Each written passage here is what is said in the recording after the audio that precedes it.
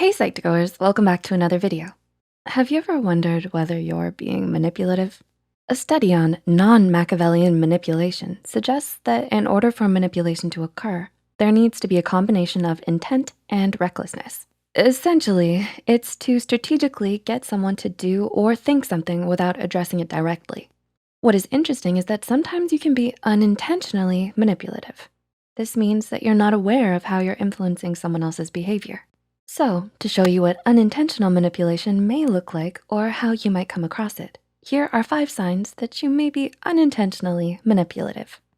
Number 1, saying that you'll do everything yourself. Do you purposefully take on more responsibility than you're able to handle? While saying that you'll do things on your own may sound like you're being independent, it can also be a method of casting yourself as a martyr to induce guilt into others.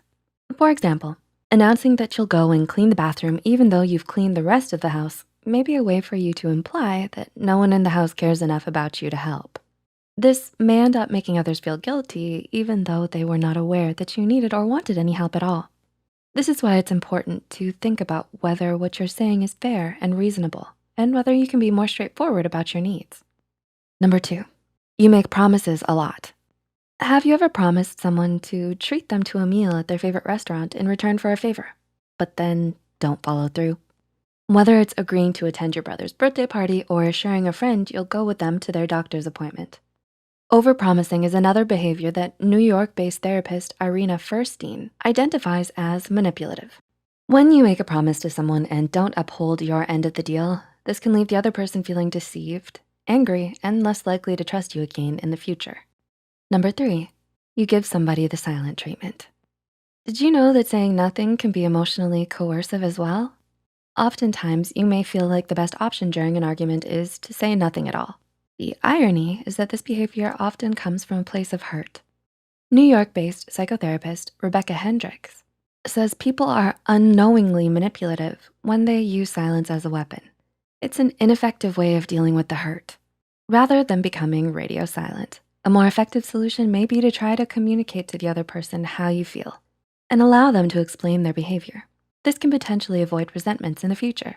Number 4, you have distinct patterns in your language. Do you exaggerate how you feel sometimes to get others to sympathize with you? Psychotherapist Jennifer Silverstein says that you can often see a pattern in those who are being unintentionally manipulative. An example of this may be when you're not feeling well. You may describe it as the worst illness in the whole world, despite it not being completely realistic or true. The use of catastrophic language and exaggeration can come across as manipulative, especially if you're expecting others to respond to you in a certain way, such as to become sympathetic to what you're going through. And number 5, you find yourself embellishing or twisting the facts of a situation. Psychotherapist Jennifer Silverstein stated that unintentional manipulation can show up in exaggerating the facts. An example of this may be that you have an early morning appointment at the hospital at 9 in the morning, but may say to other people that you have an appointment at 7:30 in the morning, because technically that is the time you have to get up in order to get to the appointment on time. This can evoke empathy from others, which may make you feel better about your situation. Do you relate to any of these signs? If so, this may be the first step in learning to be aware and mindful of how you affect other people. If you found this video helpful, be sure to like and share this video with those who might benefit from it. Don't forget to subscribe and hit the notification bell icon to get notified whenever Psych2Go posts a new video. The references and studies used in this video are added in the description below. Thanks for watching, and we'll see you in our next video.